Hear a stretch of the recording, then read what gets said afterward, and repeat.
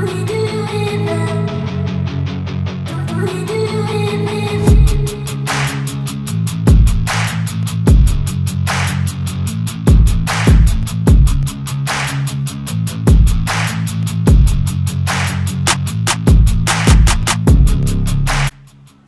കൂട്ടുകാരെ, എല്ലാവരും കഥ കേൾക്കാൻ റെഡിയാണോ? നിങ്ങൾക്കൊക്കെ ഇഷ്ടപ്പെടുന്ന സുന്ദരമായ ഒരു കഥയുമായിട്ടാണ് ഞാൻ എത്തിയിരിക്കുന്നത്. ശരിപ്പാ, നമുക്ക് നേരെ കഥയിലേക്ക് കടക്കാം. ഒരിക്കൽ വിചിത്രമായ ഒരു തർക്കവുമായി രണ്ട് പ്രഭുക്കൾ അക്ബർ ചക്രവർത്തിയുടെ അടുത്തെത്തി. ഒരു വിശേഷപ്പെട്ട കുതിരയുടെ ഉടമസ്ഥ അവകാശത്തെ ചൊല്ലിയുള്ള തർക്കമായിരുന്നു അത്.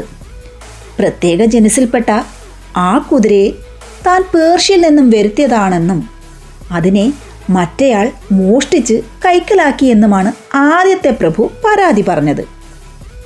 കുതിര തൻ്റേത് തന്നെയാണെന്നും ലായത്തിലുള്ള നിരവധി കുതിരകളിൽ ഒന്നു മാത്രമാണ് കുതിരയെന്നും രണ്ടാമത്തെയാൾ വാദിച്ചു. എന്നാൽ ഇത്രയും കുതിരകൾ സ്വന്തമായുള്ള ഒരാൾ മറ്റൊരാളുടെ കുതിരയെ മോഷ്ടിക്കേണ്ട ആവശ്യമില്ലെന്നും ആദ്യത്തെയാൾ തനിക്കെതിരെ വെറുതെ പരാതിയുമായി വന്നിരിക്കുകയാണെന്നും അയാൾ ബോധിപ്പിച്ചു. രണ്ടുപേരുടെയും വാദങ്ങൾ കേട്ട അക്ബർ സത്യത്തിൽ അല്പം ആശയക്കുഴപ്പത്തിലായി. രണ്ടുപേരും ഉയർന്ന സ്ഥിതിയിലുള്ള നാട്ടിലെ പേരുകേട്ട പ്രമാണിമാർ. ആരെ വിശ്വസിക്കണം? അദ്ദേഹത്തിന് ഒരു പിടിയുമില്ലായിരുന്നു. കുതിര തൻ്റേതാണെന്ന് തെളിയിക്കാൻ ആദ്യത്തെ ആളുടെ കയ്യിൽ ഒരു തെളിവുമില്ലായിരുന്നു.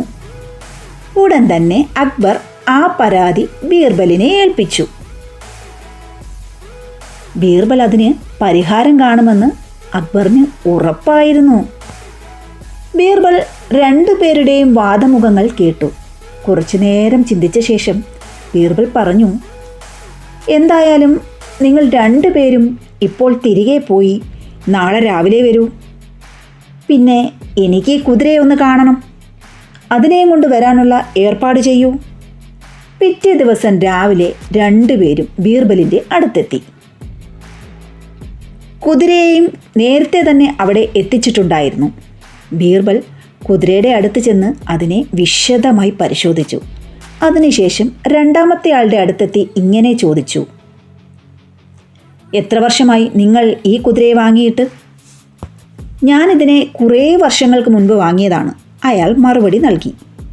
അപ്പോൾ പിന്നെ നിങ്ങൾക്ക് ഈ കുതിരയെപ്പറ്റി എല്ലാം അറിയുമായിരിക്കുമല്ലോ? ബീർബൽ ചോദിച്ചു. പിന്നില്ലാതെ, അവനെ ഞാൻ വളരെ ശ്രദ്ധയോടെ പരിപാലിക്കുന്നതാണ്. അവനെ ഞാൻ മറ്റൊരാൾക്കും കൊടുക്കാറില്ല. എൻ്റെ സ്വകാര്യ സവാരിക്ക് അവനെ ഞാൻ ഉപയോഗിക്കാറുള്ളൂ, അയാൾ അഹങ്കാരത്തോടെ പറഞ്ഞു. എങ്കിൽ പിന്നെ കുതിരയുടെ ഒരു കണ്ണിന് കുറച്ച് അന്ധതയുള്ളത് താങ്കൾക്ക് അറിയുമായിരിക്കുമല്ലോ. ഏത് കണ്ണിനാണ് കുഴപ്പമുള്ളതെന്ന് താങ്കൾ പറയൂ.